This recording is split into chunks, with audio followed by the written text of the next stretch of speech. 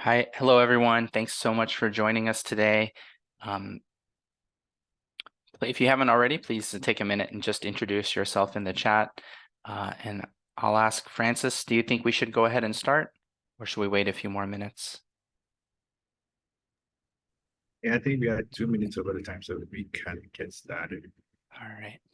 Thank you. Thanks everyone for joining. My name is Amit Mistry, and I work at the National Institutes of Health. And on behalf of our team at NIH and especially the DSI Africa Coordinating Center, welcome to the Virtual Networking Exchange. What we'd like to do to start, first of all, please introduce yourself in the chat. But while we begin, just as an icebreaker, we ask that you go to this website, www.menti.com. It's MENTI.com, and use the code that's shown here on the screen. And just let us know what country you're coming from. We're curious to know what country you're from. Gifty has also put a link in the chat you can go to. And it's easiest if you do this on your phone, but you're, of course, it also works just as well on your computer. Francis, let me know and I'll stop the share when you're ready. There we go. Thank you. So again, everyone, if you're just joining, you can see the code at the top of the screen here at the website, www.menti.com. Or you can use your phone and use the QR code that you see on your screen. And just let us know what country you're coming from today. So far, US, South Africa, Kenya, Tanzania, and Nigeria. Someone from the chat is in Morocco, thank you. Tunisia. Yeah, if you're welcome to use the Menti poll, but you're also welcome to just type into the chat as well. Sierra Leone, Kenya, Nigeria, Ghana, Benin.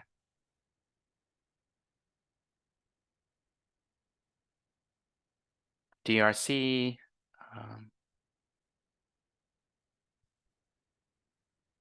Tanzania, DRC, Namibia, Egypt.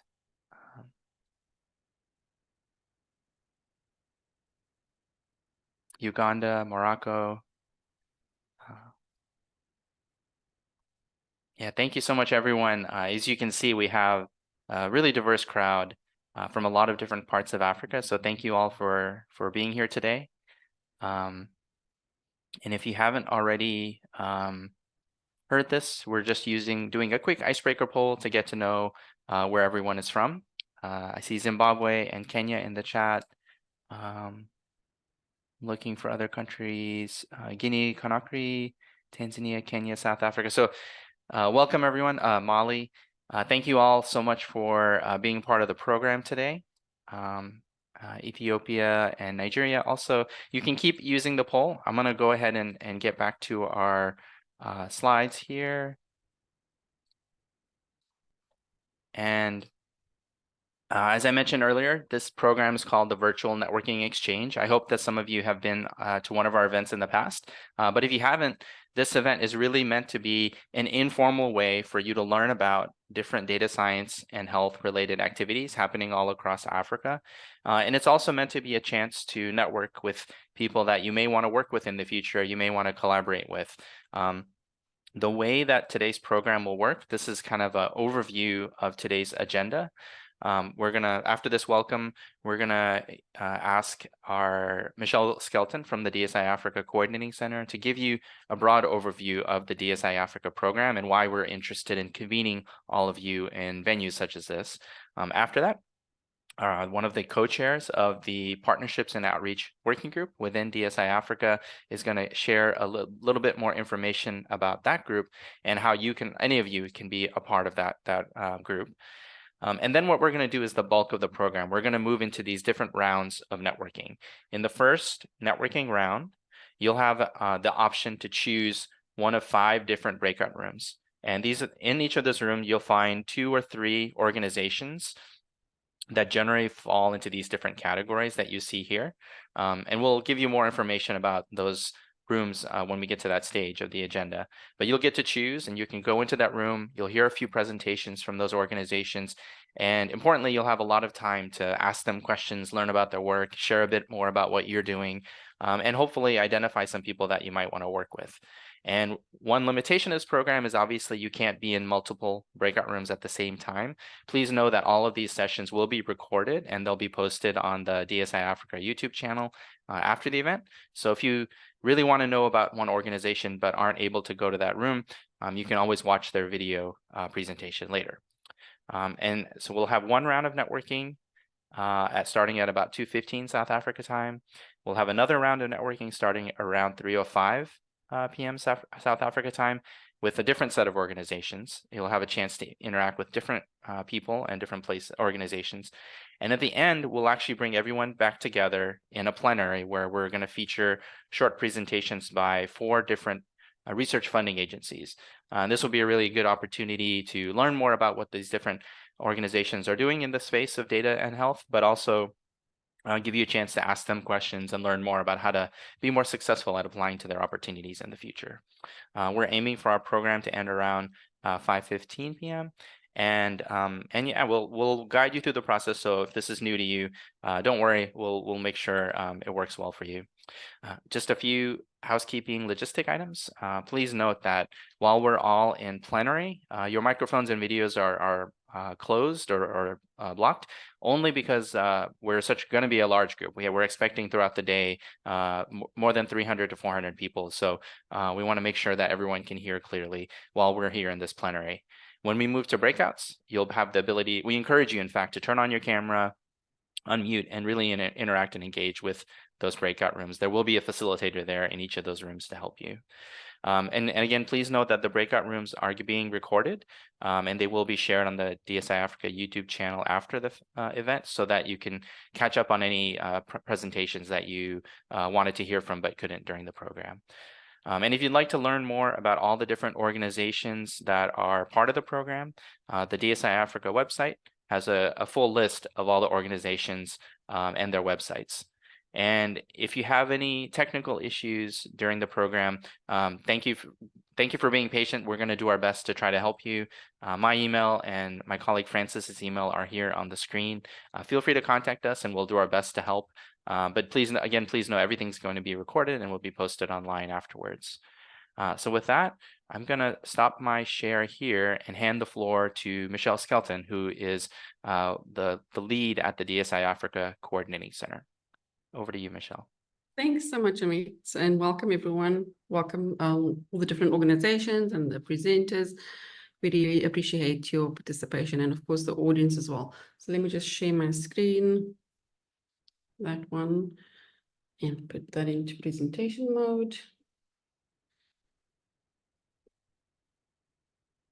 So I'm going to take you really quickly through a very big, the overview of a very big organization and quite complex. So bear with me, we've got 5 minutes. So the Harnessing Data Science for Health Discovery and Innovation in Africa is an organization supported by at least 18 NIH centers, including the Fogarty International Center, and it supports 38 awards across 21 African countries, as you can see here, and touching on various health systems and sectors, including public health, clinical medicine, and genetics, food safety. So it's really varied. Yeah, covering many different fields. So just to look at what the deliverables of this organization, and of course the organization, the whole program was initiated around September 2021. So the deliverables for this organization is there's at least 8, and it's to develop recognized centers of excellence in data science and innovation, to develop advanced policies around ethical use of data and data sharing, of course, develop products and software, foster interdisciplinary collaborations, and of course to demonstrate the utility and the feasibility of data science to improve health in Africa. Also to increase capacity through advancing African appropriate tools and applications, developing a unique continental network of data scientists, so the next generation of data scientists. And of course, we all know that there are few data scientists and folks are trying to get hold of these people. And also to develop new knowledge and interventions that improve health. So that's our deliverables. I will take you through the various types of projects. We started with the Alwazi Open Data Science Platform and Coordinating Center. So the Coordinating Center, which I'm the lead of, we support the common activities of the organization. And then the Alwazi ODSP, they support anything related to data. So whether it's data collection, making that, harmonizing the data, making the data fair, providing access to federated forms of data sharing and use, and also the tools and workflows around data use.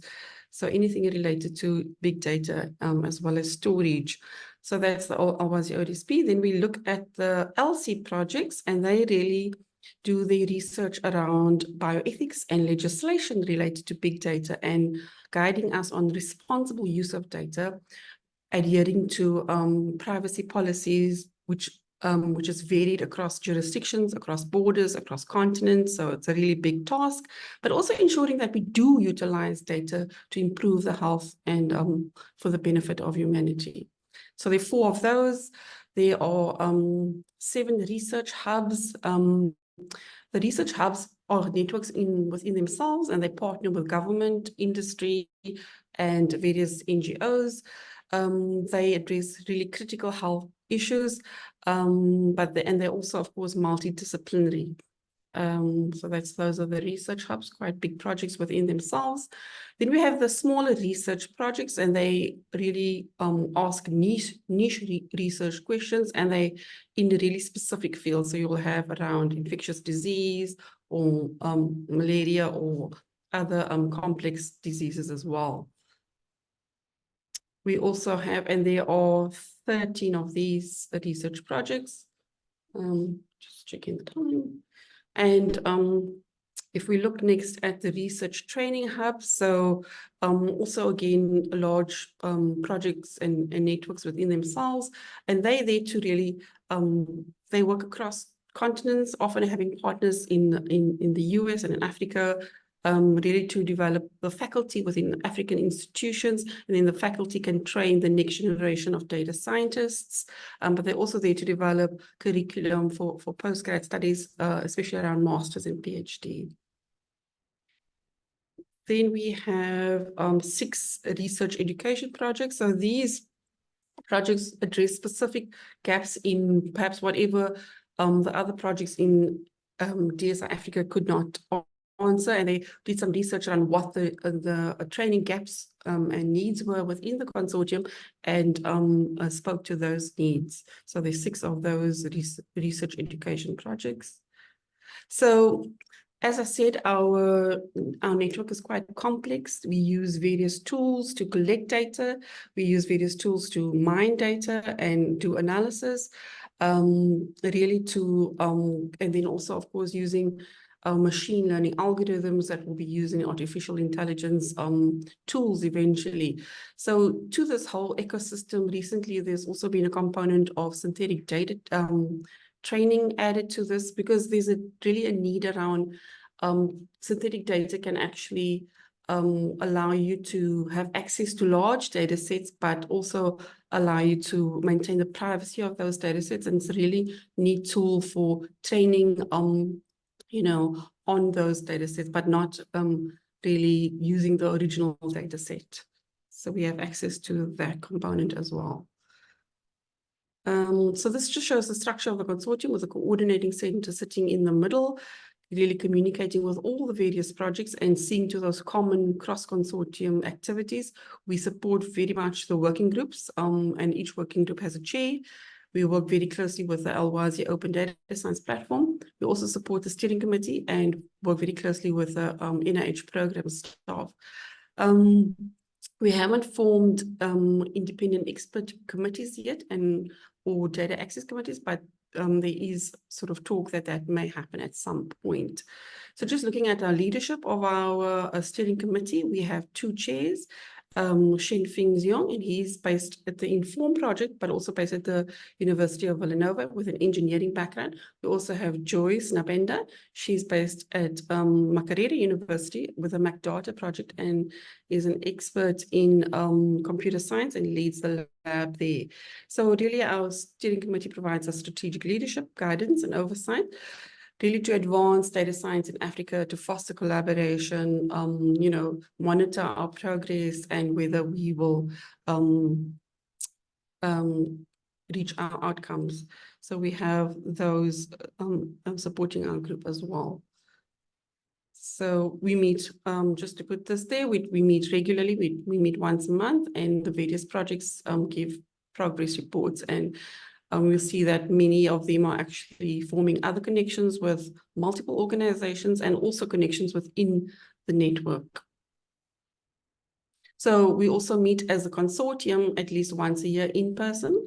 Besides these online meetings, we meet, we have network exchanges, but we also meet in person once a year, and we often have between 200 and 300 people participating in that. The next meeting is again in November this year.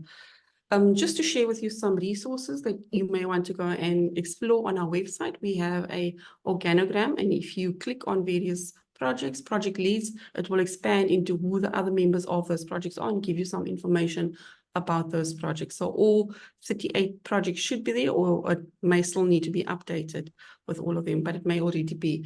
So you can go and explore that on the website. Also, we track collaboration, as I said, between projects and then potentially outside networks as well, using a tool called Cytoscape.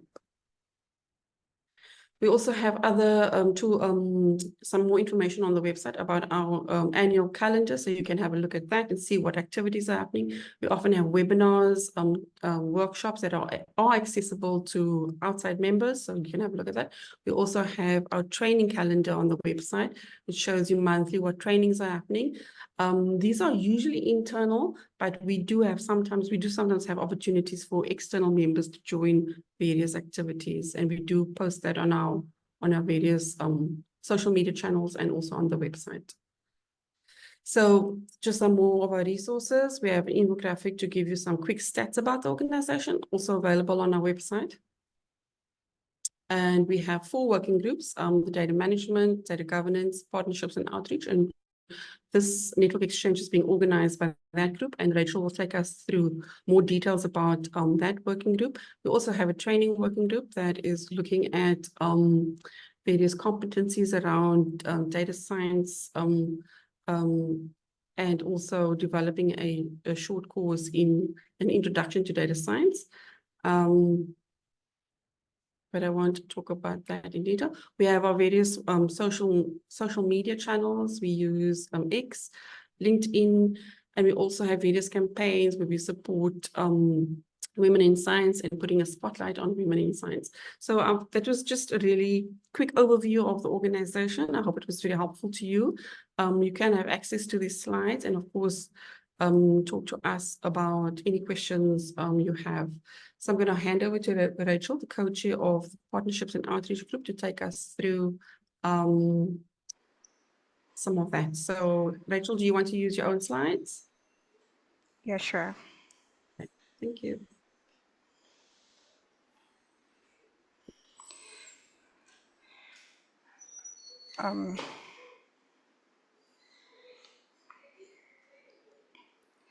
So my name is Rachel. I'll be presenting on the Partnerships and Outreach Working Group. Generally the DSI Africa, the Partnerships and Working Group supports DSI Africa activities in terms of ensuring that our consortium partners, our consortium projects develop partnerships and outreaches within the consortium. So our general goals are to create networking opportunities with potential partners, provide a forum to discuss challenges to partnership and share strategies for effective collaboration, and then coordinate DSI Africa presence at major conferences. So Aliki is our chair. I'm the co-chair. We also work with Francis Agama as a partnership lead for DSI Africa, and also Amit Mistry as the partnership liaison for NIH. So these are our activities for 2024, which we have already started. The very first one is the DSI Africa Ideathon, which is competitions that we developed so that we can create more collaborations within the consortium, and especially among early career researchers and and other researchers within the consortium. So this is an activity where they each develop innovative ideas that are aligned with our data science a goal, and compete among themselves through developing proposals. And right now, we are having judges review the proposals, and the winners will win a conference registration and a travel award for a conference of their choice. We also have networking exchanges like the one that we are having right now. The next one will be in July. So this one is for external partners. Sorry. So this one is for external partners. The next one in July will be for our project partners within the consortium. That will be on 31st of July. Also, during our in-person consortium meeting in Mauritius on November 19th to 21st, as the working group, we're organizing activities that will bring people together, being project partners together, and create outreaches within the consortium. So we have our own technical working group and we have our own meetings. So we'll kindly encourage anyone who wants to poach ideas or to give us ideas on how we can enhance networking activities during the consortium meeting. You can join our working group and we can have those ideas considered for the upcoming consortium meeting. So the other thing we do as the Partnerships and Outreach Working Group is ensure DSI Africa is visible, especially in major conferences globally. Like right now, we have planned for DSI visibility in the Data Science Africa Conference, Indaba X, and Deep Learning Indaba. So those are some of the conferences that we've identified for this year, but we also invite other people who may have information of conferences where DSI will gain visibility, and it will be good for networking and partnership for us to present probably a workshop or a panel discussion in line with some of the projects that we are doing here. So thank you. I'll hand over to Amit. Yeah, thank you so much, Rachel. That was an excellent presentation and a great overview. And some of you in the audience, if you have any questions, please just use the chat at this point, and Rachel or Michelle can get back to you in the chat. We're now going to transition into the first round of networking, and I'm just going to explain briefly the instructions. And this slide shows you which organizations will be in the different breakout rooms. We have 5 different breakout rooms. The first room features health research centers that are non-academic in nature. And I should say that today's event is all focused on non-academic organizations. So we're trying to stretch our academic community to partner with those that are not necessarily in that sector. So our first group are health research centers. The second group are NGOs and nonprofits. And I think someone might be unmuted. I'm just gonna mention that briefly. The second group is NGOs and nonprofits. The third room will be consulting organizations. The fourth group is focused on open science networks and platforms. And the last room, room 5, will be focused on health research centers again. So in a moment, Francis will open up the breakout rooms and you should see pop up on your screen. If for any reason you don't see that pop up, you can go to the bottom of your Zoom bar and look for breakout rooms. You sometimes need to click on the 3 dots at the bottom of the Zoom bar to see that breakout room bubble open up. And then what you'll do is you'll go down and choose one of these 5 rooms to go into for the duration of our first networking round. So right now, please feel free to move into any of the breakout rooms of your choice. You are welcome to move back and forth throughout the program if you'd like. And once you get to that room, we're going to just give everyone a few minutes to move, and then we'll continue with the program. So thanks, everyone.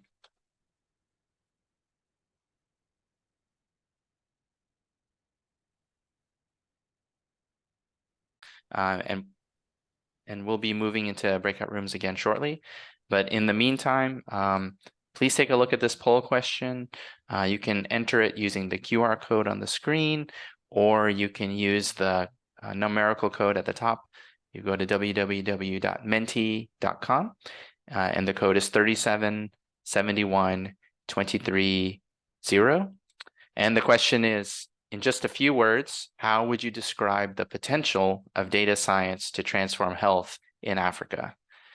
So we'll ask you to respond to that poll. And while you're waiting, if you need to take a break, this is your opportunity to step away from your computer. We'll move into our next round of breakouts in just about 3 minutes or so.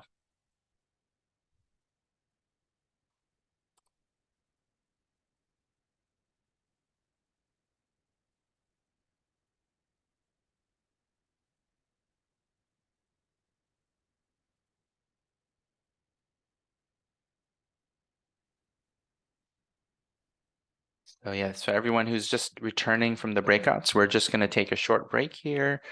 Please take a minute to fill out the Menti poll that's shown on your screen. There's a QR code or a numerical code. And the question is, in a few words, how would you describe the potential of data science to transform health in Africa? Some of the responses so far: promising, dynamic, endless, great, complex, and limitless. So please continue to add your ideas and responses to this question.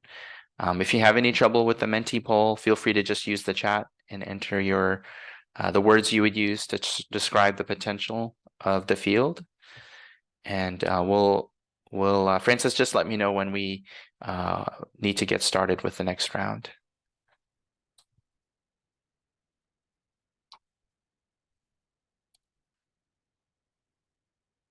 The rooms are ready now, so. All right, let me get people. Okay. Well, for the poll, we have intriguing and promising have been added.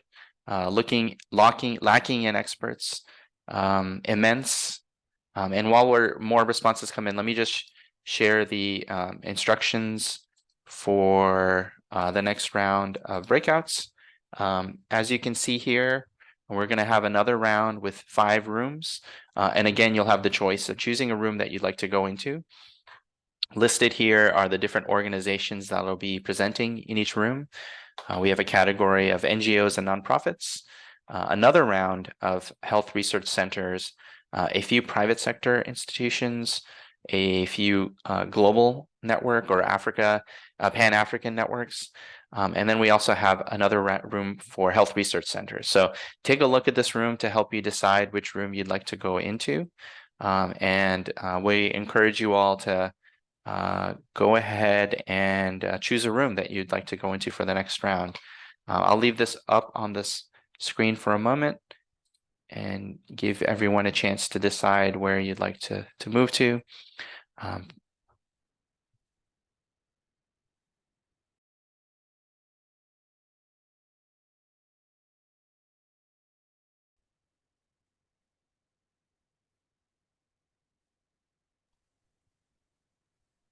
And hi again, everyone. For those of you who just came back into the plenary, we're taking a short break and we're doing a Mentimeter poll that you see on your screen. The code is on the top of the screen, and you can also use the QR code. What are the biggest challenges to obtaining research funding in Africa? And I'll just share some of the responses so far. Growing, voluminous, great, insufficient collaborations, capacity building. It's endless, powerful, and interesting. Collaboration is another challenge. Limited funding from a few people. The need for well-curated databases. Capacity building again. The lack of structures. Gender research. Inequity and gender research. Lack of investment in post PhD training. Feel free to continue adding your thoughts on the big challenges to obtaining research funding in Africa. And you can enter multiple ideas if you'd like. We have information, writing skills, insufficient collaborations, policy challenges. These are all really helpful, really interesting comments. And we'll give it one more minute and then we'll move into our final session.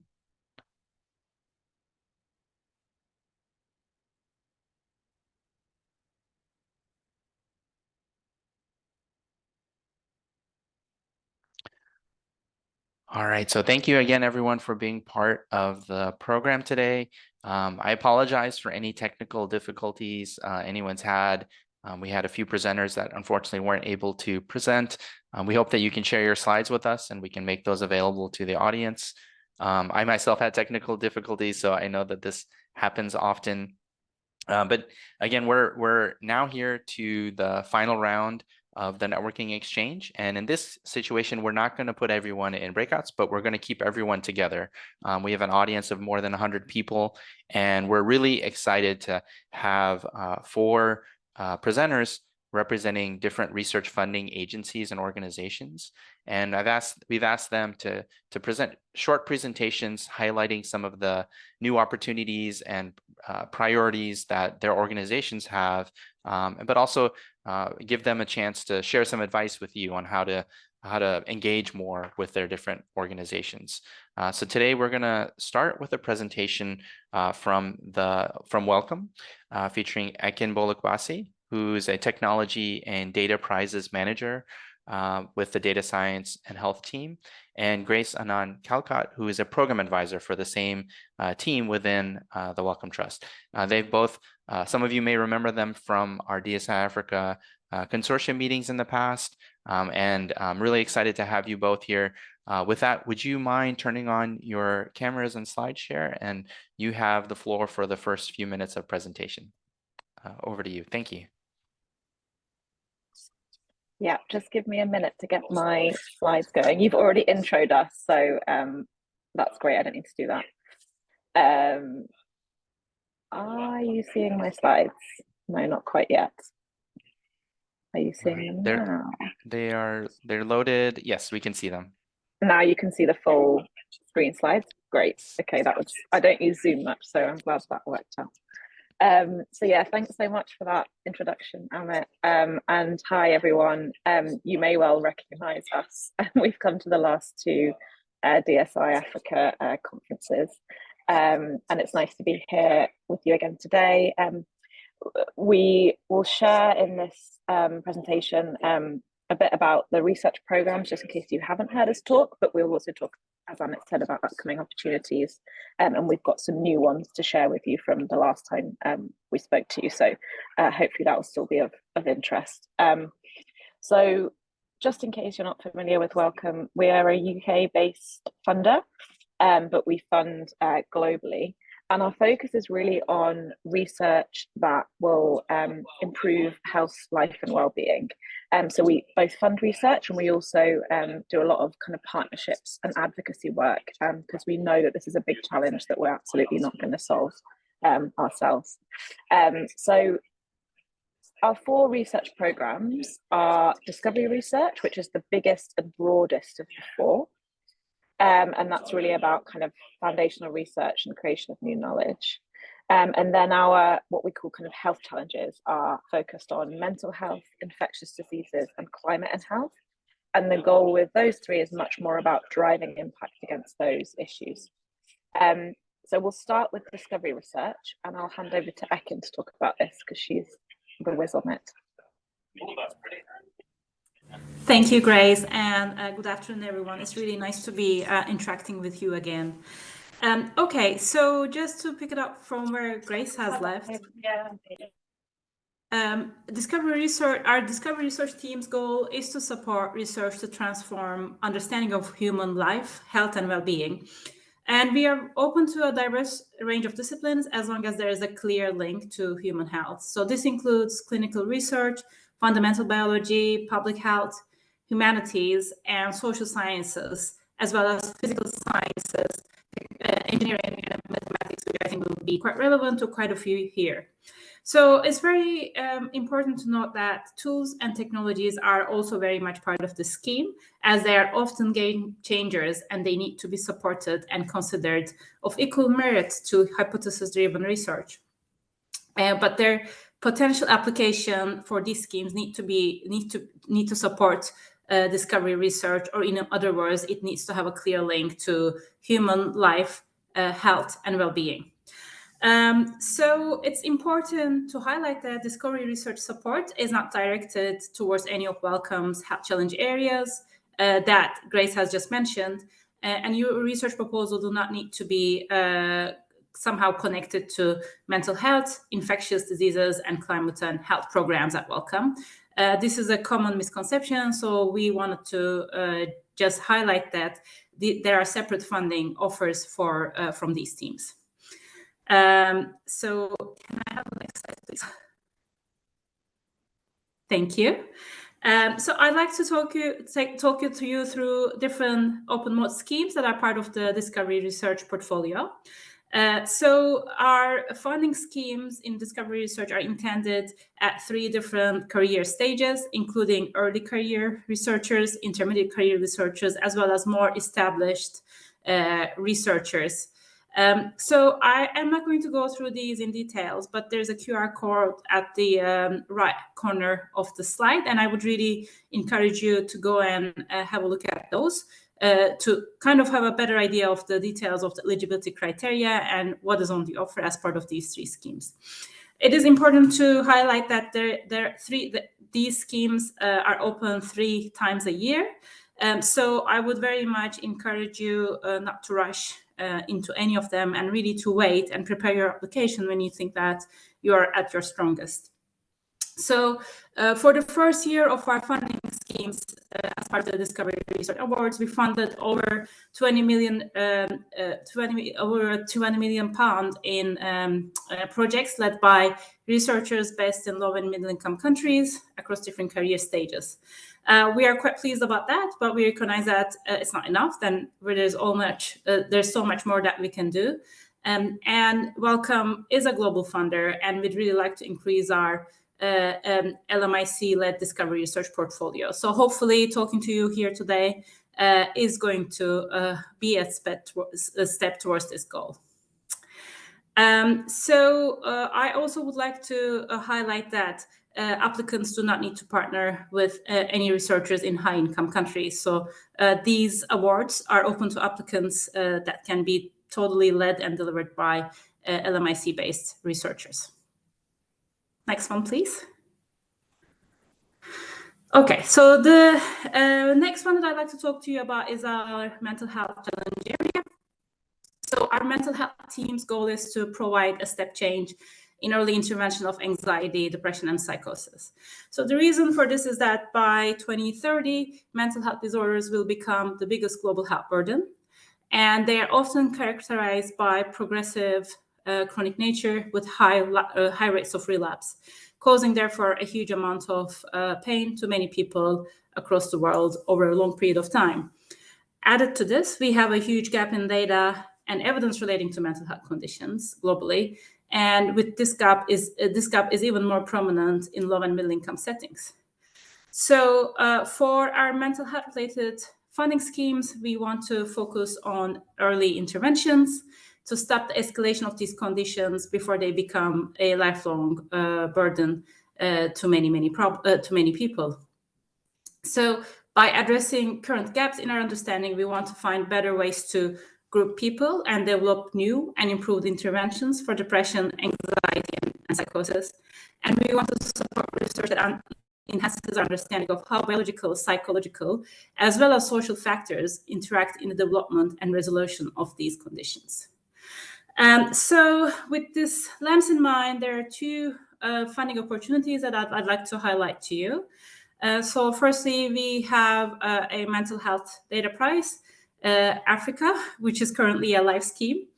And I have to say, this is the one that I am particularly attached to because it's my brainchild. So in a nutshell, a data prize is a challenge-led funding mechanism that uses data that already exists and aims to build multidisciplinary teams working on digital tools which prioritize collaboration between researchers and people with lived experience of mental health conditions. So for the Mental Health Data Prize Africa, we have partnered with African Population Health Research Center, who is delivering this with us. And at the moment, we are in the process of finishing the setup phase. So we have had some really exciting program of upfront data-related skills capacity building that we provided to all the interested participants. And at the moment, we are at the initial phases of providing some support for matchmaking the multidisciplinary teams And if you are interested in this and you haven't yet got involved, you're not late at all. You still have time to get involved. And since we will be receiving the applications over the summer. So we'll be providing the details. Well, if you check out the website at Mental Health Data Prize Africa.aphrc.org, you can find details about how you can get involved right now and more details about the upcoming steps. So the other one that I really want to bring your attention to, currently we have a live call that focuses on leveraging neuroscience to help tackle anxiety, psychosis, and depression. And this award will fund innovative projects that combine computational and experimental neuroscience approaches to improve understanding of symptoms of anxiety, depression, and psychosis. And the length for these awards will be, the amount for these awards will be about 2 to 5 million over a period of 3 to 5 years each.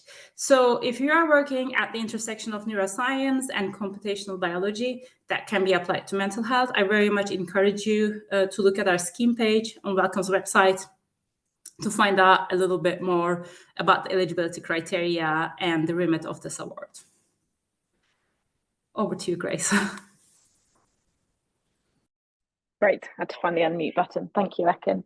Okay, so I'll talk about our other 2 programs and what we've got going on in those areas at the moment. So the third one is infectious diseases, and Wellcome has kind of historically funded, I think, quite a lot in this space. I'll focus now, we're sort of trying to focus in and really look at how we prevent escalation in regions most affected by infectious diseases. And the goal here is really about reducing impact. So also supporting kind of new and affordable products and tools, because we already know that infectious diseases are causing 1/4 of all deaths globally. And that is going to kind of increase with, or there's a risk that will increase with climate change and the climate crisis and increasing AMR as well. In terms of the funding that's open at the moment, there's a funding call on understanding dengue and Zika spread. Hi, Amit, can you hear me all right? I just saw you pop back on. Yes, I was hoping you could wrap up in the next minute or so. Sure, yeah, okay. Thanks. So I know we got too into it, we're going on for too long. Okay, first of all, infectious disease funding. We have this funding call, applications due by June, and this is really about looking at both dengue and Zika viruses, how they co-circulate, supporting global efforts to understand that, and also design and implement future interventions. So that's what's open right now on infectious diseases. I'm going to jump to climate and health. So this is our 4th program, and the focus here is about putting health at the heart of climate change action. I think the crucial thing here is it's about translation of, or focus on research that can support policy action. That's the real focus for our climate and health program. Right now we don't have an open funding call, but the one on the left I just draw your attention to because it repeats every year. So the next one will be spring 2025.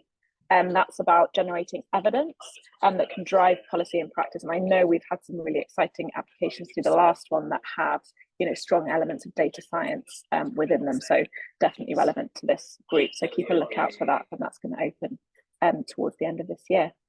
And hopefully I've managed to mostly keep to a minute. Here's 3 ways to contact us and keep in touch, and follow that QR code to find out more about the discovery funding schemes. And you can also just take a look at that funding opportunities link on our website, and that will have all of the things that we've spoken to. Maybe I'll pop that in the chat now. But other than that, thanks so much for having us, and look forward to questions in a bit. Yes, thank you so much, Grace. Thank you, Ekin. I'm sorry to have rushed you at the end. It's all right. But and I see someone has their hand raised. We're gonna ask people to save their questions for either the chat or for the Q&A. We'll come back to you, Rania. We'll come back to you shortly once we finish the presentations for your question. So now I'd like to introduce our next speaker, Adela Brianzo, from who's here on behalf of the Lacuna Fund. And I'll just hand the floor over to you, and you can introduce yourself and get started. Thank you. Thank you so much. Can you see? Yes, Can it's you in see the right presentation. thing? Yes, it Great. looks good. Okay. Thank you so much. All right. Thank you so much for giving the floor to me. I'm so glad to go after the welcome colleagues because I'll be mentioning welcome in thanks to their support. So my name is Adela Brianzo. I'm facilitator and consultant at Lacuna Fund. And I'm here to present you Lacuna Fund, our funding in the health domain, and an upcoming request for proposals on antimicrobial resistance in 2024, so AMR. So a lacuna, is a gap or a missing portion of a manuscript or a piece of music. And this name signifies that there are gaps today in the datasets that are available to train and evaluate machine learning models. And Lacuna Fund aims to support data scientists to close those gaps. So from that premise, Lacuna Fund was formed to provide resources to data scientists in low and middle income context to fill the gaps in machine learning datasets needed to address urgent problems in their communities. A word of thanks to the funding members and the rest who soon joined. So the Rockefeller Foundation, Google.org, and IDRC, the International Development and Research Center in Canada, who I know is also presenting in this session, were the initial members who got together for this funding collaborative. And the other ones that you can see on the screen came shortly after, including Welcome, of course. Just a note to say that Meridian Institute, which is a non-for-profit consultancy based in the US, manages the secretariat and serves as the fiscal sponsor for Lacuna Fund. These are our principles. They guide all aspects of Lacuna Fund's work, from the design and composition of the steering committee and the technical advisory panels. They translate directly into the criteria for evaluation of the proposals and deciding which datasets will receive funding, to our guidelines around dataset sharing and utilization, with a strong emphasis on open access for the datasets as much as possible, and also around convening, capacity building, and collaboration. In terms of the funding mechanisms and what we're looking for, Lacuna Fund, I'll say this a couple of times just for clarity, Lacuna Fund funds machine learning datasets. Typically, proposals can be submitted in English and French, and this is not so relevant for the African continent, but Spanish as well, just in case anyone wishes to know. We're exploring the possibility of proposals being submitted in Portuguese, but watch this space for confirmation and more information on that one. In general, proposals may include, but they're not limited to, the options you see on the screen. So collecting or annotating new data, annotating, augmenting, or releasing existing data, quality validation of existing datasets, and linking, harmonizing, and adapting existing datasets.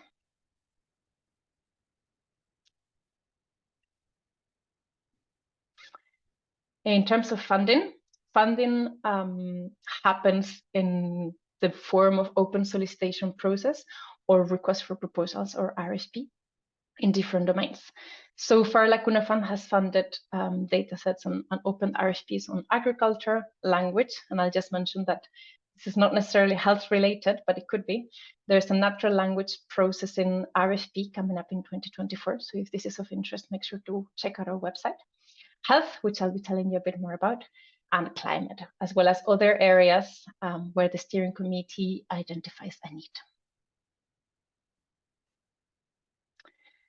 So just a little bit more detail on the health domain.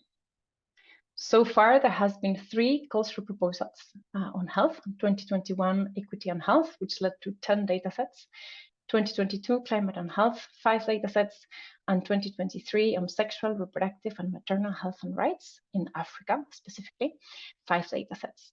The other 2 calls for proposals, I did not specify the region because they were of global scope for low and middle income contexts. And in 2024, there's an upcoming, it's not yet live, but it will be soon, an upcoming request for proposals on antimicrobial resistance, AMR, which is made possible with support from Welcome. So thank you to them. The grant pool is about 1 million Great British pounds. So how many projects will be awarded will depend on the budget size of the most promising proposals. And just to say that This RFP on AMR will be done in partnership with ACTS, the African Center for Technology Studies, headquartered in Nairobi in Kenya. And we're really excited for this partnership. I'll tell you a little bit more information on the AMR request for proposals, which is coming up. But before, just wanted to give you a flavor of some examples of awarded health projects so far. And do know that there is an exhaustive list of all funded projects as well as all available datasets, which have been developed through Lacuna Fund grants on our website. So do visit lacunafund.org for more details. So in 2021, for the equity and health request for proposals, an example, one of the projects awarded was a machine learning dataset for rabies diagnosis and outbreak prediction, which was developed by the authors you see on the screen from the Muhimbili University of Health and Allied Sciences, as well as the ICAFAR Health Institute. This dataset is already available, open access at Zenodo, and feel free to take a note of the digital object identifier on the screen. And again, this is available on our website. But this is a diagnostic dataset which supports predicting if a human or animal has rabies and can provide real-time and remote diagnosis in low-resource settings specifically. The team used data from an existing rabies surveillance system, and they have published this machine learning dataset to apply AI solutions to rabies control in Africa specifically. An example from the 2022 Climate and Health Request for Proposals is a dataset which is still in process. It's not yet available, but it will be soon, which links village level data for climate and health in the Philippines at the village level, or barangay, which is the smallest sort of geographical unit in the Philippines. The team is linking datasets to see climate, environmental, socioeconomic, and health dimensions at this village level, which aims to support policymakers and be able to predict potential impacts of climate on health. And 2023 SRMHR, I'm conscious of the time, so I'll just say that the dataset is not yet available. This is a partnership between Makerere University and the Makerere AI Lab, as well as the Mulago Hospital in Uganda. And the team will be curating a dataset of digital pap smear images for automated cervical cancer screening. And again, more details, do feel free to check our website. So coming back to the AMR request for proposals coming up in 2024, we are seeking, or we will be seeking, proposals for machine learning datasets that address AMR, antimicrobial resistance, in low and middle income countries. This will be very likely a RFP of global scope, specifically for low and middle income countries, and the African continent will certainly be included in terms of eligibility. You can see the eligibility requirements or criteria on the slide in terms of what sort of institutions we're looking at as primary applicants. Do note that partnerships are really strongly encouraged, but the primary institution must be headquartered in the country or region where the data will be collected or will be coming from.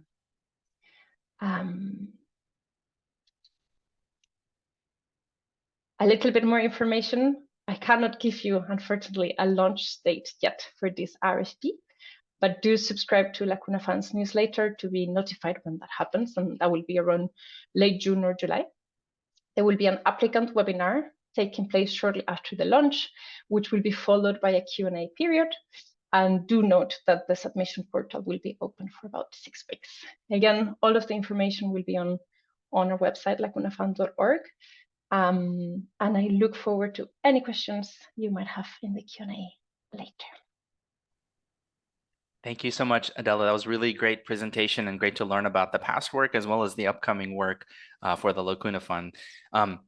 I mentioned earlier, if anyone has any questions, please use the chat for now. We're going to keep a record of them, and we'll come back to the Q&A after all the presentations are completed. So next, I'd like to introduce Sam Oti. Sam is part of the International Development Research Center of Canada, and he's joining us today from I believe from the Nairobi office for IDRC. So Sam, I will hand the floor to you. We see your slides. We see. Thank you, Amit, and hello, everyone. Just get back to the slides. Still visible? We see the presentation mode, or we see the regular slides. Not Is in it fine presentation now? mode yet. Not in presentation mode.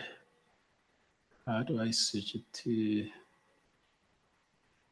We're just seeing the PowerPoint view right now. How is that now? It's still in the PowerPoint view. Is that the button on the bottom right? Does that make it bigger? Let me see. Let me try and share it again. Display settings. Or it might be Okay. using a different monitor. How about now? It's still the PowerPoint view, but it's okay, and we can still see the slides. It's just a little bit small. Oh, this is strange. I don't have no idea why it's doing that. On my side, it looks fine, and I keep trying to. Is it maybe sharing a different? It might be sharing a different monitor, or do you have multiple screens? Yeah. How about now? Let me try this. Is this fine?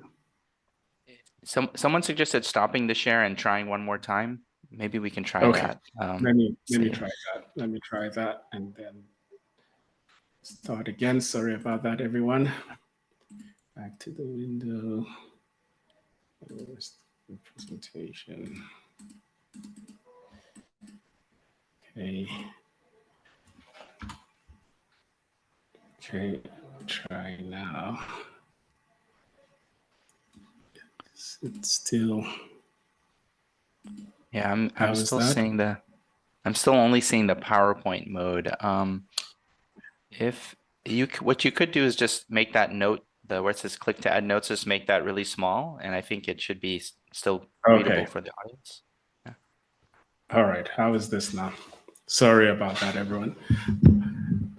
Is it fine?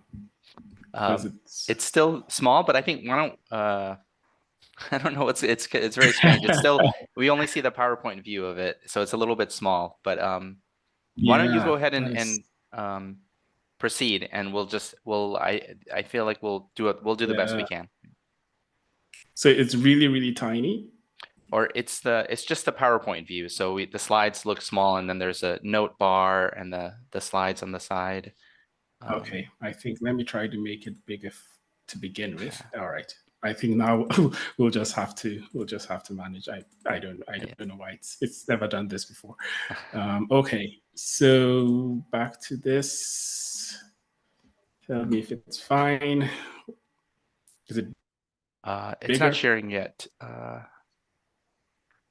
It's okay. It's starting now. Yeah, this is good. This is helpful. Yeah. All right. So, Thank you. Okay. So I'll just have to navigate this way. Sorry about that, everyone. Yeah, so my name is Sam. I'm a senior program specialist with IDRC. I'm based in our Nairobi office. IDRC is a Canadian Crown corporation. We fund research in developing countries on a variety of issues. And we were established by an act of Canadian Parliament in 1970. So we've been in the business of funding research for development for the past almost 50 years. We do have a new strategy, and I encourage you to find time to take a look at it online. It's a 10-year strategy starting in 2020, and it's the first time that we are having a 10-year strategy. We've typically had 5-year strategies, but this, I think, is a recognition that change takes time. And so when we commit to a course, we need to stay that course. Obviously, if we need to pivot, we will. But this 10-year strategy, I think, underlines our commitment to stay in the course on a variety of issues, because a lot of them require time and investment. We do have our head office in Ottawa in Canada, and 5 regional offices, as you can see. And like I said, I sit in the Nairobi office, which is our regional office for East and Southern Africa. We fund research, like I said, research for development, and it had to be research that is in the Global South, for the Global South, by the Global South. That doesn't mean we don't fund research from other contexts from the global north, but our primary mandate is to fund research in low and middle income countries. We have 5 programming areas: sustainable and inclusive economies, climate resilient food systems, democratic inclusive governance, education and science, and then where I sit and where I'll be speaking from, or about rather, is our global health program. I've also highlighted our education and science program because there is some, there's a significant collaboration between my program, the global health program, and the education and science program. The global health, we have 2 programming priorities. One is around reducing health inequalities in SRMH, sexual reproductive and maternal health. And the other is on fostering equitable and responsive solutions to infectious diseases and for epidemic and pandemic preparedness, again, all in the context of climate change. Now, that's not to say we don't fund other things. We do have some portfolio that covers mental health and other aspects of health system strengthening, etc. But these are our 2 primary priorities for the next 10 years. Now, of relevance to, I guess, this network is our programming, our initiative in artificial intelligence for global health. It's a $15 million Canadian dollar initiative. It launched about two years ago. And the whole idea of this, this investment is really to advance responsible AI innovation for global health.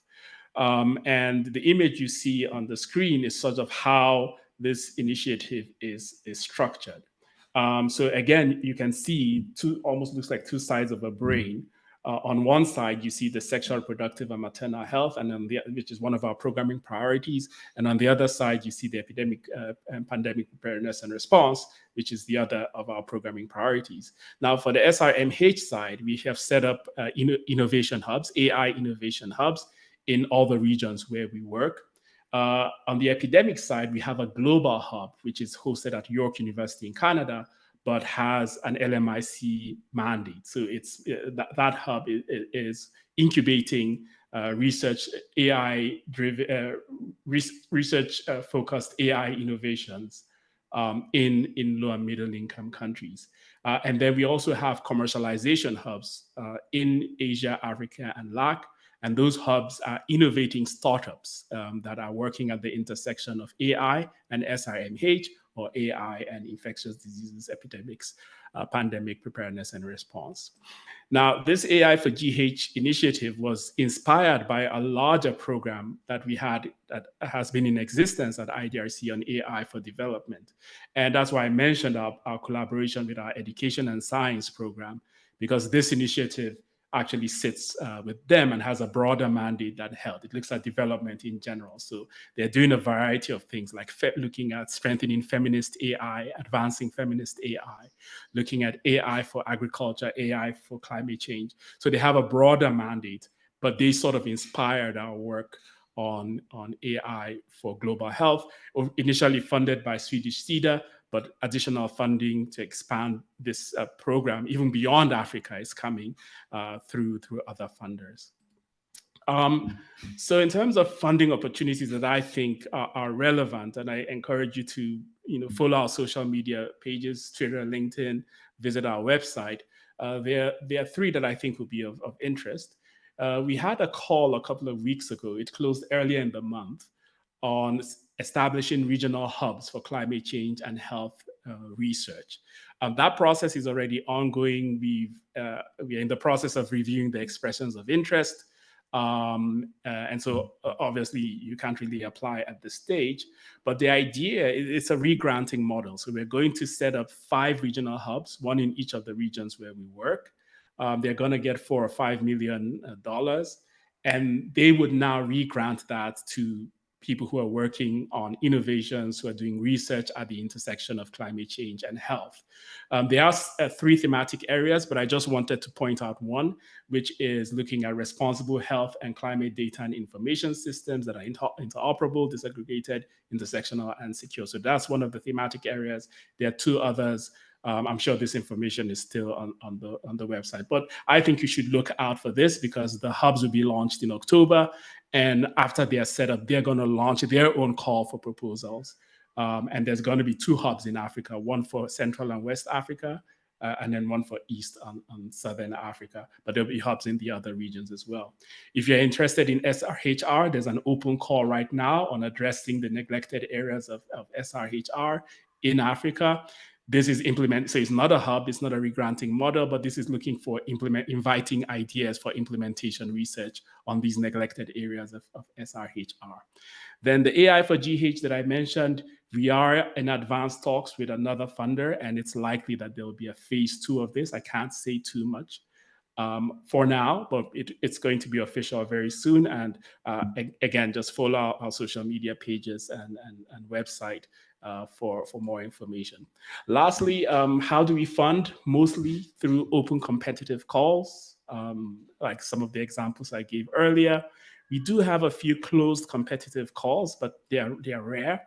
And even rarer, we have some smaller exploratory, almost opportunistic grants as needed, as there are opportunities to do so. So these are our primary funding modalities. And then these are my contact details. Feel free to reach out to me anytime, and happy to take questions during the Q&A. Back to you, Amit. Thank you so much, Sam. And I think the slides were very clear and visible despite the difficulty. So thank you so much for working through that. Our next speaker is Tiffany Lash with the National Institute for Biomedical Imaging and Bioengineering, and also a key part of our leadership team for the DSI Africa initiative. Tiffany, I hand the floor over to you. Thank you so much, Amit. I'm going to share my screen.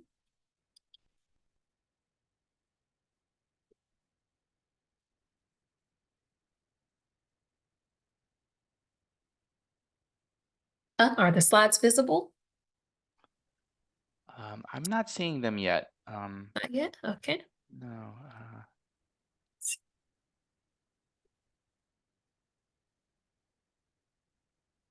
How about now? I don't see anything. Okay, I there might be- can do it this way too. Oh, okay, it's coming up now. Yes, okay. I see the PowerPoint mode. And yes, it's in presentation mode. It looks great. Okay, awesome. Great. Welcome, everyone. My name is Tiffany Bailey Lash, and I am representing the National Institute of Health, particularly the National Institute of Biomedical Imaging and Bioengineering, where our slogan is Engineering the Future of Health. So today I'm going to talk about the NIH as a whole. I'll also talk about my institute, NIBIB, and just give you some pointers as far as securing funding at the National Institute of Health. So to get started, NIH is part of the United States Department of Health and Human Services. We are the nation's largest medical research agency. We are a federal agency which is comprised of 27 institutes and centers. So it almost sounds like a ABC bowl of different institutes and centers, but they all have a specific charter and a specific, portion of the medical enterprise that they take care of. For instance, we have NCI, which is the National Cancer Institute. We have my institute, the National Institute of Biomedical Imaging and Bioengineering, the Office of Director, Minority Health. So all of these 27 institutes and centers make up the National Institute of Health. I have here with the total estimated budget of $45.2 billion. We are located centrally in Bethesda, Maryland, but we also have 111 buildings on campus and in other areas outside of Bethesda, Maryland as well. So I'd like to talk with you a little bit about NIBIB, which is the Institute for Biomedical Imaging and Bioengineering. And our particular mandate is to understand and prevent and detect diseases. We look at personalizing diagnosis and treatment and extending the health span. We do this with the ideals of reducing costs, barriers to access, and disparities. As you see on the left, this is kind of a chart, a image that we use to kind of show where our interests lie. So we have therapeutic devices, imaging technologies, engineered biology, as well as sensors and point of care. But if you notice in the middle of the image is modeling, computation, and machine intelligence. And this is very important to our institute. I'd also like to share how we support at NIBIB. We have a series moving from left to right. If we look along the technology development pathway from concept, prototype, validation to disseminating and commercialization, we support research grants, which are on the left, the far left in green. We also support centers. We have different partnerships with industry. We have small business grants. We also have larger centers called POC centers, which I will talk about as well. We also do challenges as well. We have a challenge with the Gates Foundation and an internal challenge as well. So talking about the different programs and areas that we support, one of the programs is called the Point of Care Technology Research Network. This is a very large network that deals with a network model which looks at the strengths and builds multidisciplinary partnerships in science and technology, clinical, regulatory, and commercialization in point of care technologies. The POC program was very instrumental in getting COVID diagnostic tests out the door. With each one of the centers seen here, they all have their own specific mandate and area of specialty that the centers support. The way this looks, NIH supports a center then supports grants or sub-projects within their center. So this is important because each one of the POC centers also has global sites, and they have different programs. As you can see here, our global sites: Brazil, Ecuador, India, Mali, Mozambique, Nigeria, Senegal, Tanzania, and Uganda. And that's just a sample set. So 4 of the 6 centers actually, do global health research and support. So here we have one that focuses on HIV/AIDS and emerging infectious diseases at Northwestern. This is a collaboration again with Northwestern University. We also have a global component with the Center for Innovative Diagnostics for Infectious Diseases. This one is housed out of Johns Hopkins, and they focus on sexually transmitted infectious diseases. We also have a new center that focuses on nutrition, infection, and cancer for global health. And our 4th one deals with the point of care for equitable cancer care in the global health realm. So with these centers, again, they are hubs and resources for funding, for prototyping, clinical trials, things like that, and can be reached individually at poctern.org, POCTRN.org.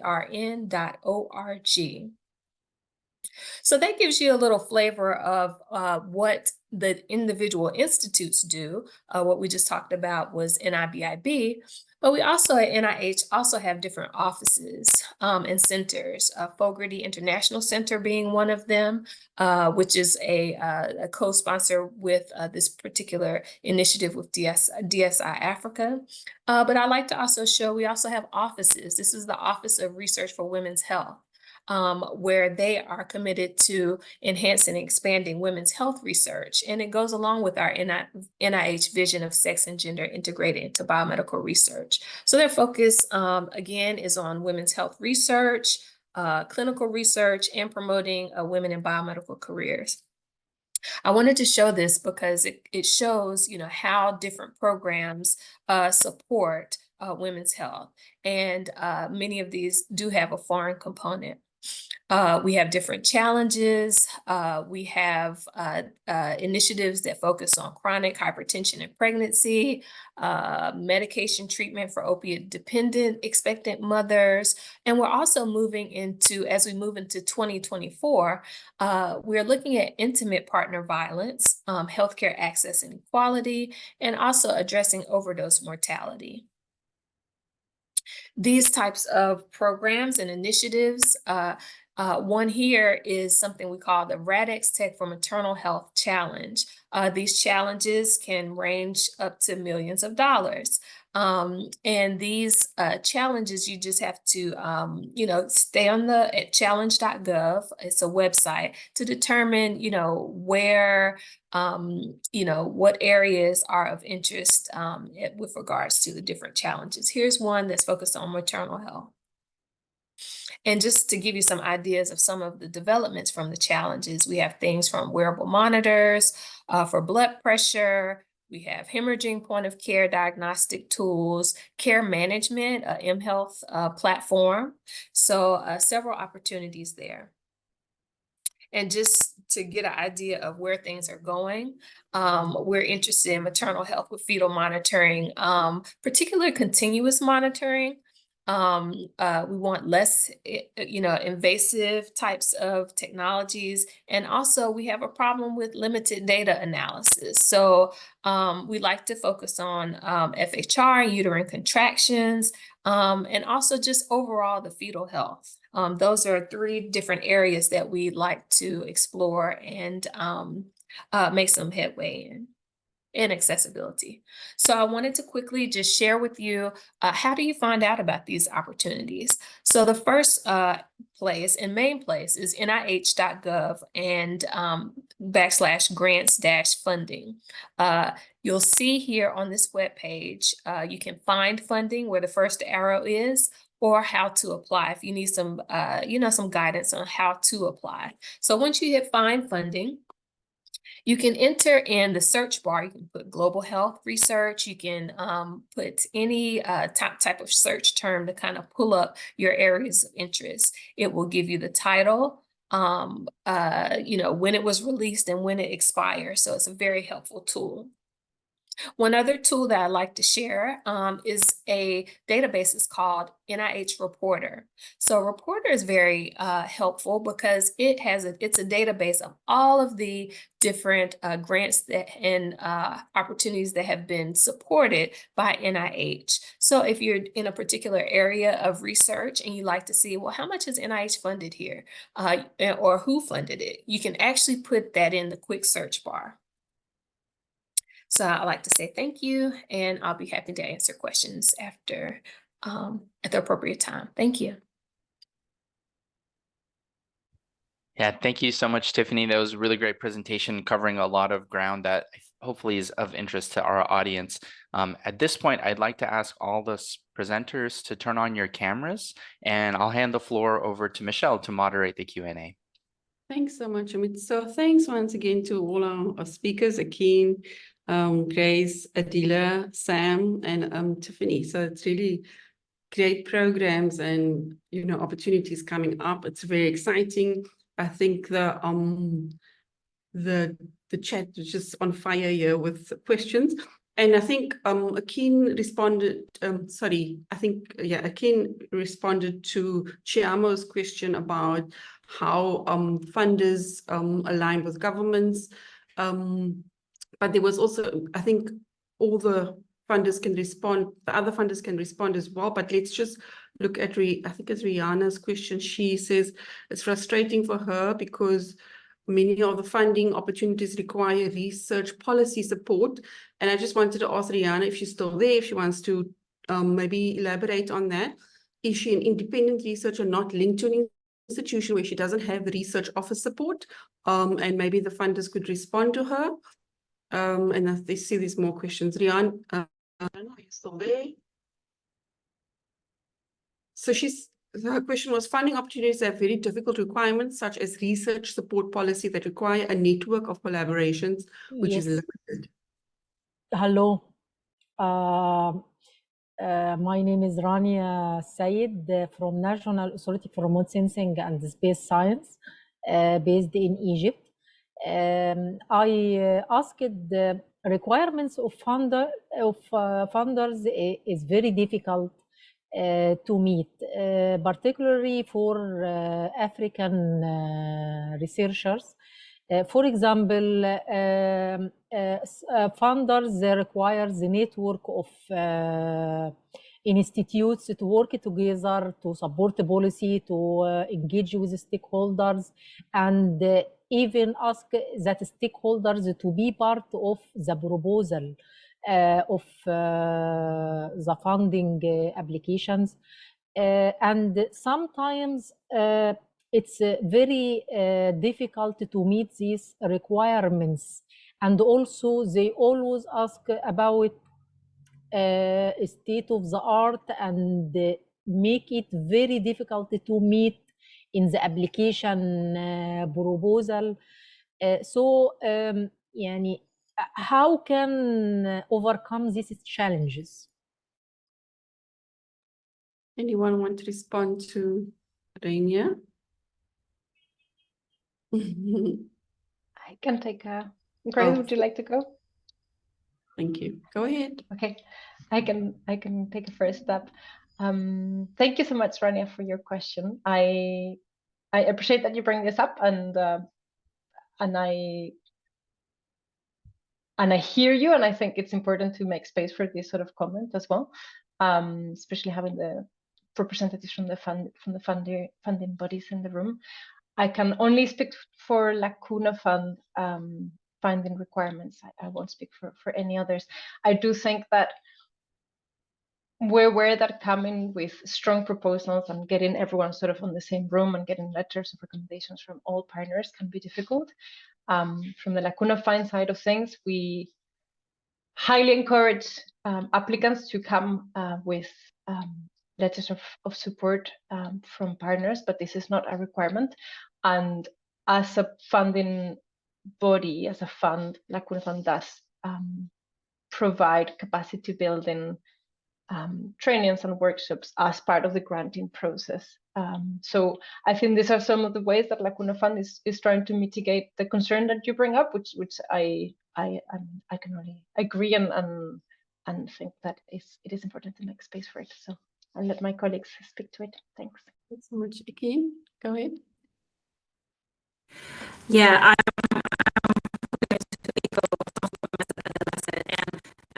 I like firstly, it's noted, it's acknowledged. We do understand that this causes various challenges. We are trying to come up with ways of overcoming them. So, for example, diversifying our approaches to funding. Like for example, from our point of view, creating different funding mechanisms. Ekin, you just went a bit like robot-y. I don't know why. I don't know whether if it's that you're cutting in and out, whether if you lean in a bit closer and then try again. Sorry, because I think what you're saying is probably going to be really important. Can people hear me? I don't know what is going on with wireless in London today. Can you hear me okay now? Okay. Yeah, I'll tell you if you go robot, Ekin again. Okay, fine. Take two. I'm starting again. Sorry. What you have mentioned is, it's noted and it's acknowledged, and we are trying to think about the ways of overcoming these barriers. One of them is diversifying our approaches to funding. In addition to these kind of big, really substantial awards that we give to researchers. So I guess it does make sense that if the kind of amount of funding is bigger, then there will be more requirements for it. And that is the reason why we're coming up with different approaches, such as data pricing is one of them, kind of small scale. You went a bit robot-y again, Ekin, but although now you're back again, sorry. I'm going to give up. I'm going to give up. I'm going to go for it, Grace. Yeah, go on. I'll try it because I think I know what you're about to say, which was we're trying to also fund in different ways. So I think sometimes as welcome when it's coming directly from us, and particularly for the really big grants, there's a lot of requirements, and we appreciate there's a lot that has to kind of be pulled together, etc. One thing I would always say is on our website, you can always, we have like a phone line that you can ring, or an email address that you can email. So if there's something that's not clear, or if you might think you need something but you're not sure if you do, or if it's going to be really hard to get, you can always direct questions there, and those teams can help you with answering those.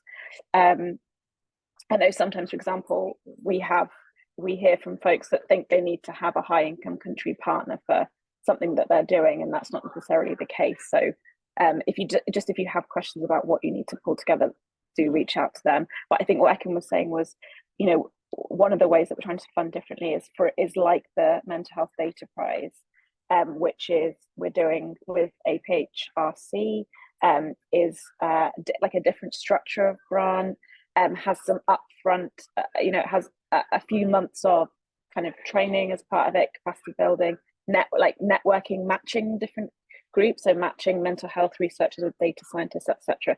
So we're trying to kind of build more of that type of work into the funding, so that and support and facilitate that kind of work as well. Thank you. Great. So that's really useful. Really trying to help folks that perhaps don't have that much experience with large grants. That's great. Sam, do you want to go ahead? Yeah, I mean, similar to what Grace and Ekin said, we try to fund in different ways. So our intent is not to make things difficult. Our intent is to be responsive. So for example, one of the calls that we have open on neglected SRHR areas, we insist that there should be a civil society representative in your team. And again, that's because of the nature of SRHR. There is typically a very heavy advocacy component required because of the sensitive nature. So that's why we insist in that case. In other cases, it's just a recognition of gaps. In our climate change and health call, we recognize that this is a relatively new area for many institutions. And so not all institutions will have the in-house skills in both climate change and health. And so we encourage the institutions to partner. You can be strong in health systems research, partner with another institution in your region that has, that is strong in climate change. And so that's why we have that requirement there. It's not compulsory. If you have both, well, fine, good for you. But if not, we encourage you to partner. And then for smaller institutions, or even for individual, we have different mechanisms. Like I said, we have exploratory grants, we have momentum building grants, then we have individual awards. We have research awards that goes to individual students, master's students, PhD students. We have professional development awards. So again, it's also having different funding modalities to meet different needs. Awesome, thank you. I think we covered quite a lot there. And then another question that was in the chat, Tiamo asked, how do the funders align with government? Because of course they have a strategic plan. They also have their own programs, funding programs and training programs. And Ekin responded to say that for Wellcome, they have certain programs already embedded in foundations within Africa, like the Deltas embedded within the Science Foundation for Africa. And then there's also KEMRI. So what about Lacuna and Sam, would you like to respond as well around how do you work with governments? I can go. I think it's... Oh, no, okay, go ahead, Adela. Thanks, sorry. So Lacuna Fund has not so far partnered with African governments in terms of funding strategies. Again, Lacuna Fund encourages partnerships at the proposal level. So there has been quite a few examples of successful collaborations between the teams developing the data sets and different government agencies, which I think does speak for in terms of priorities in the data set for machine learning field. Lacuna Fund is, I think it's worth mentioning that Lacuna Fund is in a transition process towards towards management from the Global South, or funding from the Global South to the Global South, which I'm aware Sam mentioned for IDRC, and the partnership that I mentioned with ACTS, the African Center for Technology Studies in Kenya, is part of that transition, which I think would be hugely valuable in the short term and absolutely in the long term for aligning with the country's needs, not necessarily from a government perspective, but certainly from an institution, from local or national institution level. Sam, over to you. Thank you. Yeah, so similar to Lacuna Fund, it tends to be, our work with government tends to be encouraged at the proposal level. So there are certain calls where we also require that as part of the core team, as part of the project team, a policymaker is involved. And again, this often has to do with ownership, right? And because as researchers, academics, sometimes we tend to wait until the end of the research to get governments and policymakers involved, and then uptake becomes a bit challenging.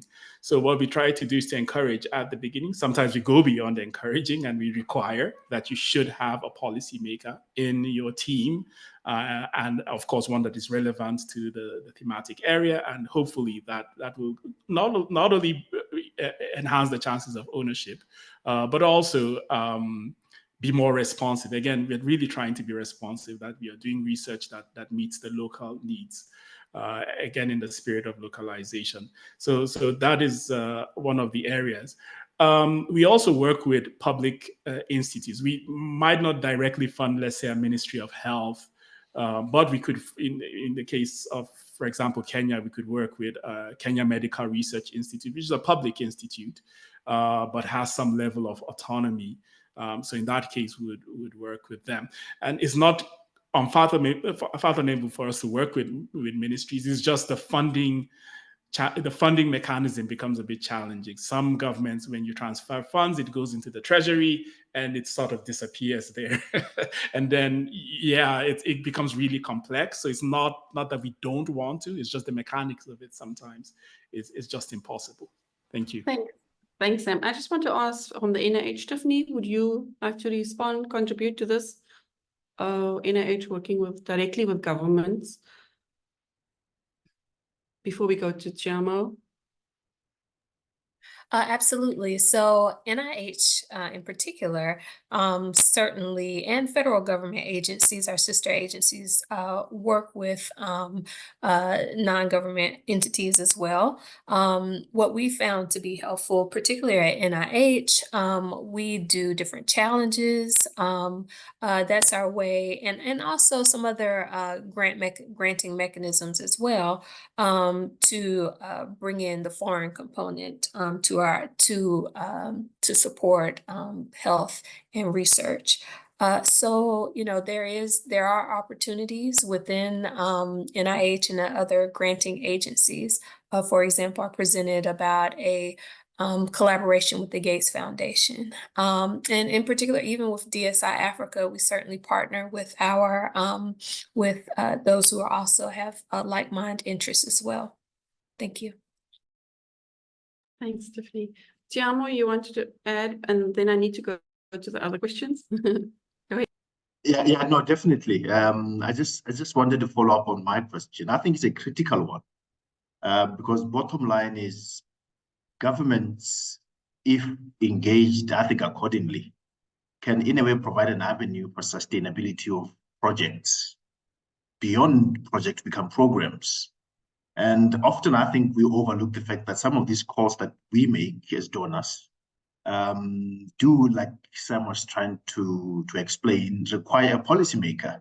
One would think that if you had a government stakeholder as a partner at the outset, it would be very easy, I would argue, to be able to get those policymakers on board.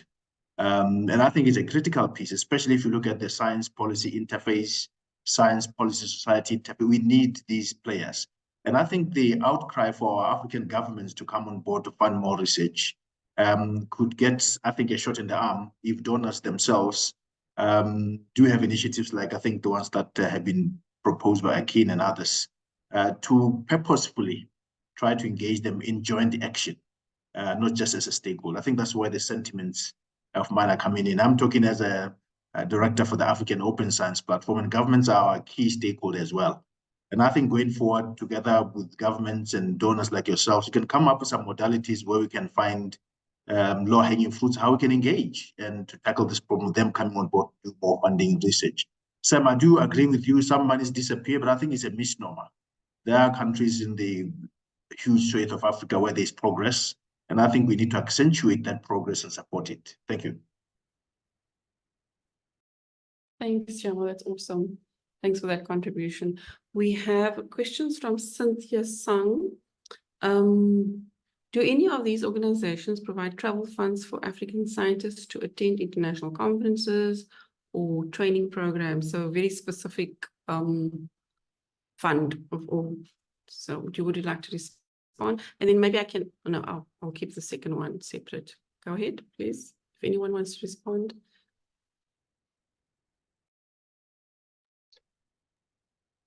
I can respond quickly from our side. Ekin would be the better responder to this. So Ekin, if I say something wrong, can you put it in the chat, please, given you're having robot tech problems?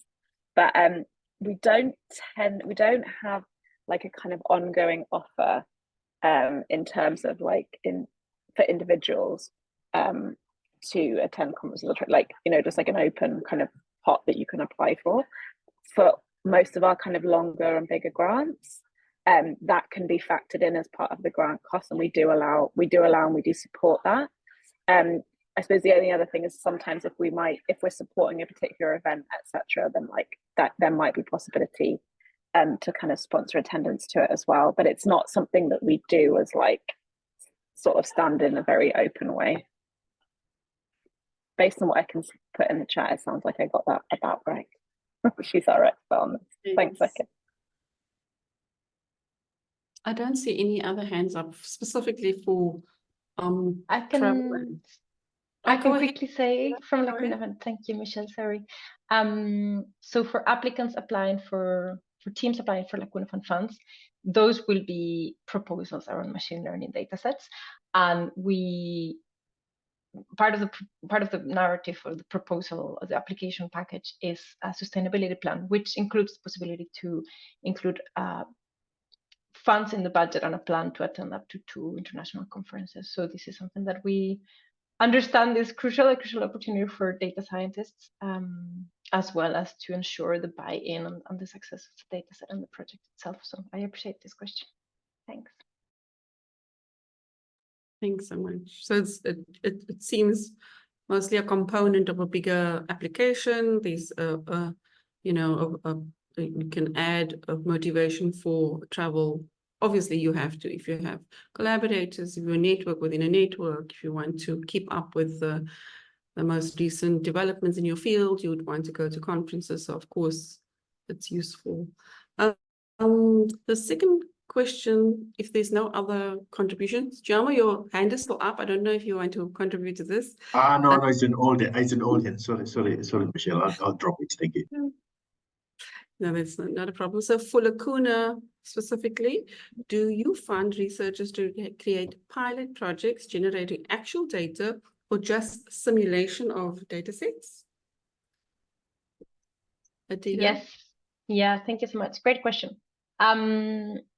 So yes, an application can be generating actual data, so collecting data, as long as the data set created with this data collected is machine learning ready. I think that's the most concise answer I can give, but I think that I don't need to say anything else. Thank you.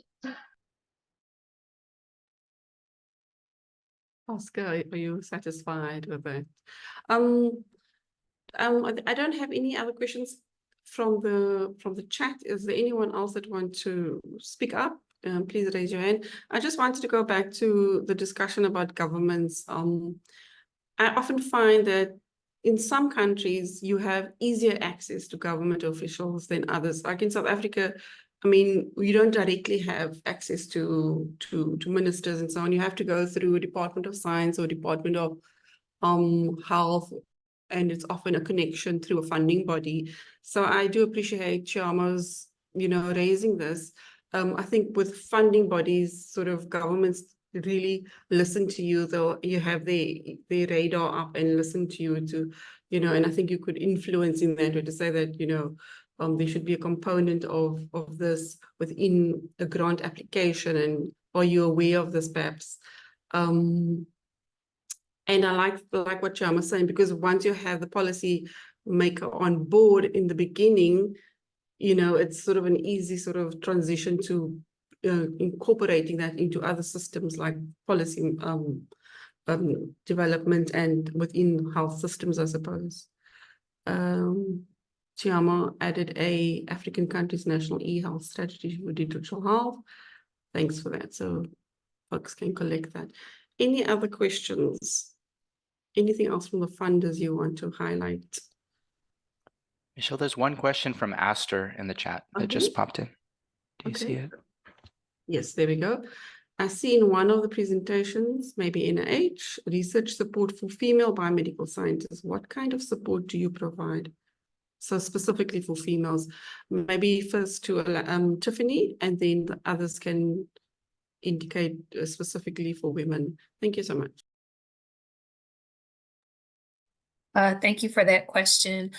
So we certainly support investigators who we consider underrepresented in particular areas. So we do have certain training mechanisms and research mechanisms that can support those who are underrepresented in the different areas of research. So that is something that is an option at NIH.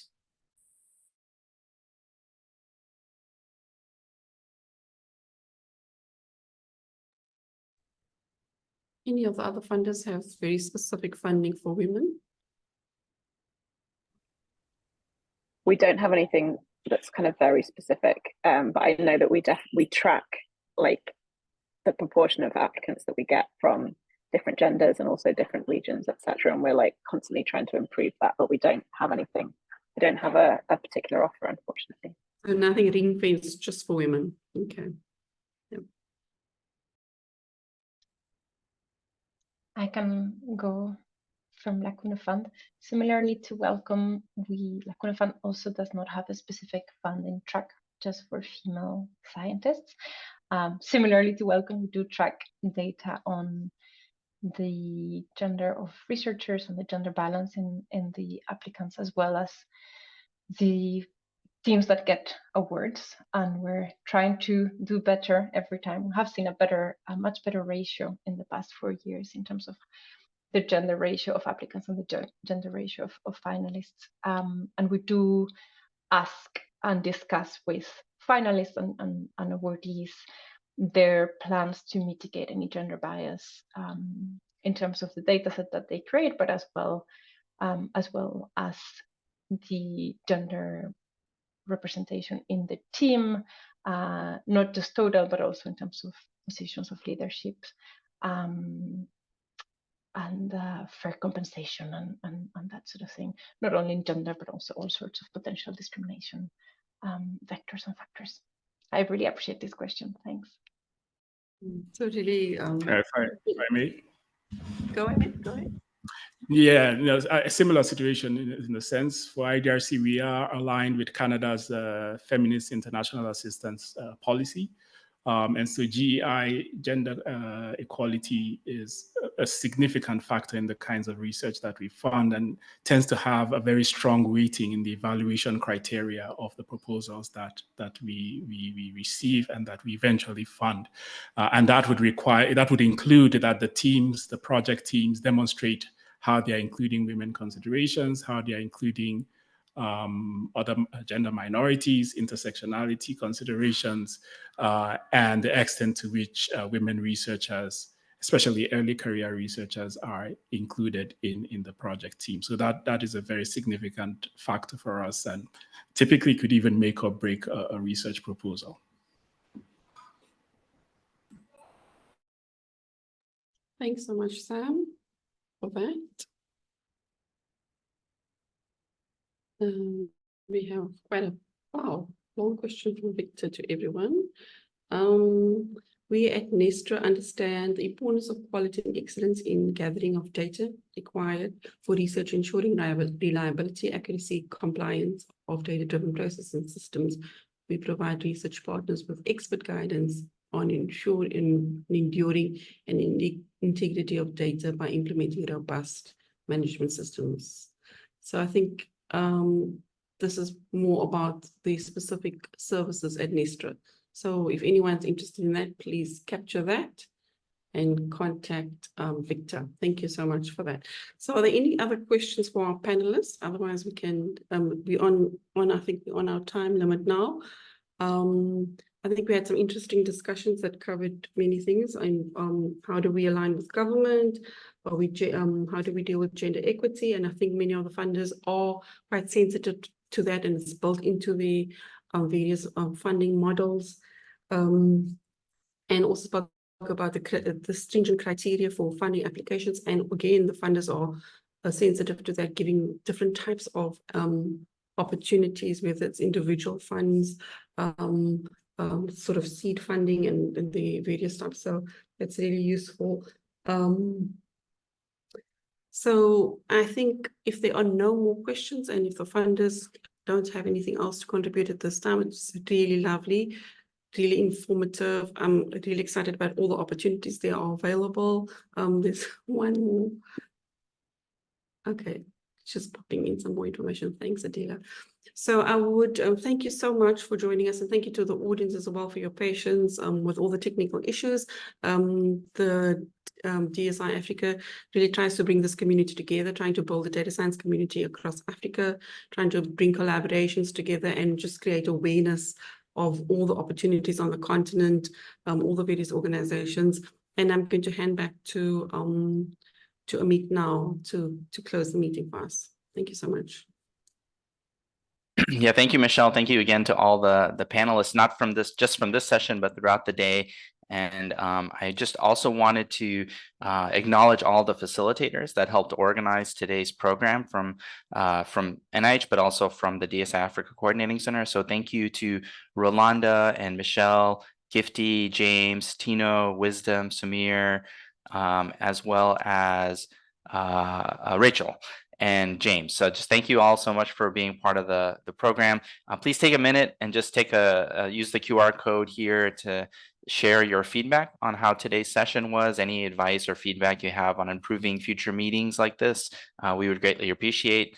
And with that, we'll just say thank you to everyone. Francis, do you have anything else that you wanted to share with the group? No, so there'll be a follow-up email with a link to where all the recordings are hosted on the DS Africa YouTube channel. And I also did another email just to the various presenters requesting whether the slides can be shared with the participants as well. Yeah. All right, well, thanks, Francis.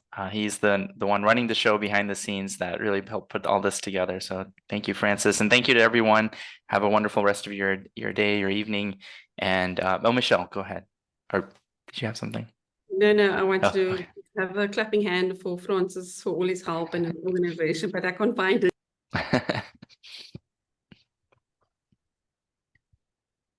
Thanks, everyone. Thank you. Goodbye.